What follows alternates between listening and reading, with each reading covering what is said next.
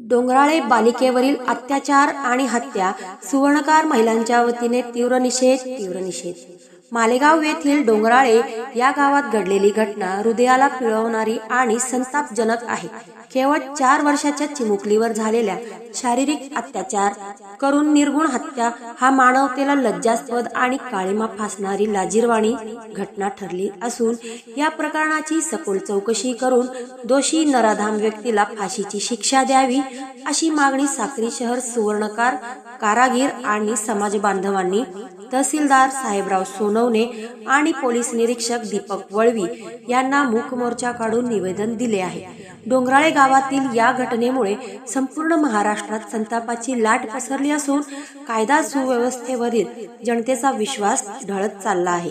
निरागस बालिका सुवर्ण समाजातील असल्याने आमच्या समाजात तीव्र प्रतिक्रिया उमटल्या आहेतच, परंतु सर्वसामान्य नागरिक महिला तरुणी मोठ्या प्रमाणात व्यथित झाल्या आहेत। हस्तशिल्प सुवर्णकार कारागीर वेलफेअर असोसिएशन तर्फे मागणी करण्यात आली की या प्रकरणाचा अतिशय वेगाने काटेकोर तसेच निपक्षपाती तपास करण्यात यावा, दोषी आरोपीस लवकरात लवकर कठोर फाशीची शिक्षा मिळेल यासाठी पोलीस प्रशासनाने प्रयत्न करावा अशी मागणी यावेळी उपस्थित महिलांनी केली आहे।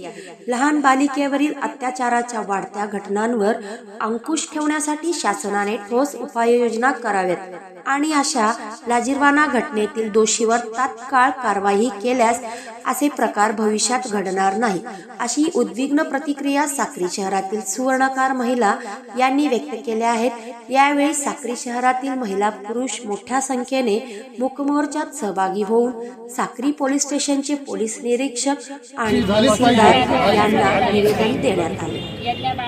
न्याय मिळालाच पाहिजे। 4 वर्ष साहेब बोलतात। घटना ही अतिशय वाईट आहे। याच्या संदर्भात आपल्या सगळ्यांच्या समाजाच्या भावना तीव्र आहे। वेगवेगळ्या ठिकाणी वेगवेगळ्या जिल्ह्यामध्ये वेगवेगळ्या तालुक्यांमध्ये अशा प्रकारची निवेदनं येत आहेत आणि शासनाला जात आहेत। आपल्या तालुक्यात देखील आपण सगळ्यांनी अतिशय शांततेच्या मार्गाने हा मोर्चा आणला आणि या ठिकाणी निवेदन दिलं आहे। तुमच्या निवेदनाच्या अनुषंगाने ज्या काही आपल्या भावना आहेत त्या शासनाला कळवण्यात येतील। आपण सगळ्यांनी या ठिकाणी शांततेने हे जे मोर्चाचं आयोजन केलेलं आहे त्याबद्दल कारण हे खूप कृत्य वाईट झालेले आहे, तर त्या छोट्या बालिकाला न्याय मिळालाच पाहिजे। आज कोणतीच लहान मुलगी नाही, मोठी नाही, कोणी सुरक्षित नाही। त्याच्यासाठी सुरक्षितेसाठी हा म्हणजे प्रशासनाने हे करायलाच पाहिजे की सगळ्या मुली बाई सगळे कोणी असो ते सुरक्षितच पाहिजे।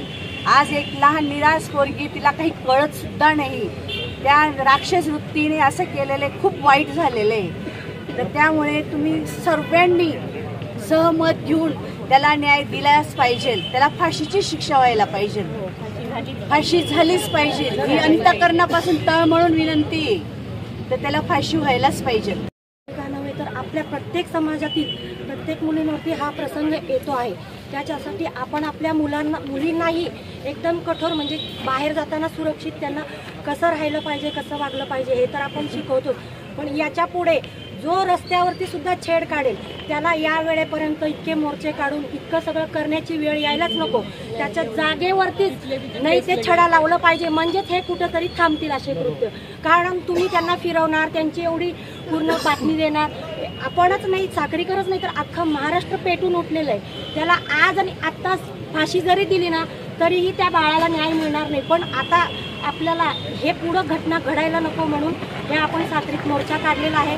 त्यामुळे सर्वांनी आपला सुवर्णकार समाजच नाही तर प्रत्येक समाजाने यामध्ये भाग घेऊन त्या बाळासाठी न्याय पाहिजे, मिळाला पाहिजे आणि आपण त्याच्यामध्ये झटलंच पाहिजे। डोंगर लहानसं खेळ आणि त्या खेळामध्ये उदरनिर्वाह करणारा कारागिरी काम करणाऱ्या अशा व्यक्तीच्या लहान मुलीला जवळजवळ 3.5 ते 4 वर्षाची अशा लहान मुलीला चॉकलेटचं निमित्त करून त्याने बाहेर नेलं आणि बाहेर नेल्यानंतर त्याने त्याच्यावर अत्याचार केला आणि अत्याचार करून तिला दगडाने ठेचून मारला। असे खऱ्या अर्थाने विचार करत त्याला सुद्धा तसंच दगडाने ठेचून मारायला पाहिजे, परंतु ते शासनाच्या नियमात बसत नाही।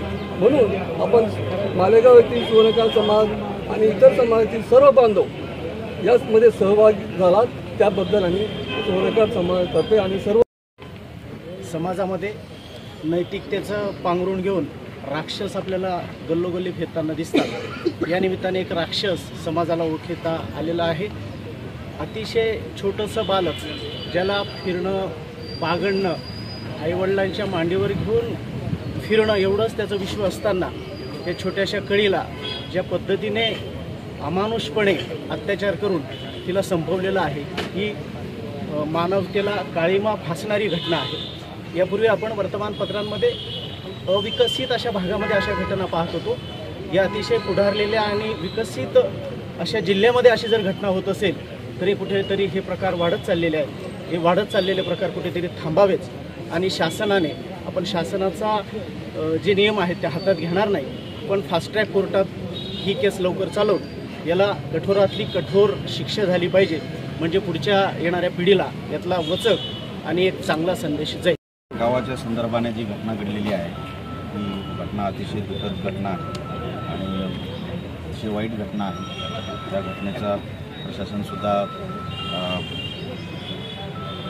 धिक्कार व्यक्त करते। जी घटना घडलेली आहे त्याच्या संदर्भाने गुन्हे रजिस्टर आहे।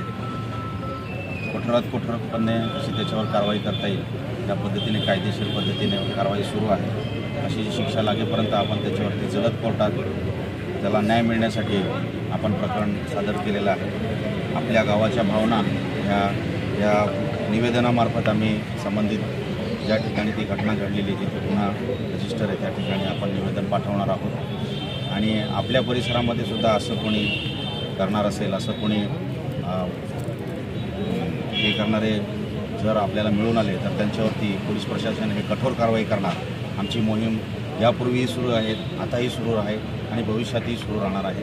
अशा नराधमांना वेठीवर आणण्यासाठी पोलीस प्रशासन कायम सज्ज आहे।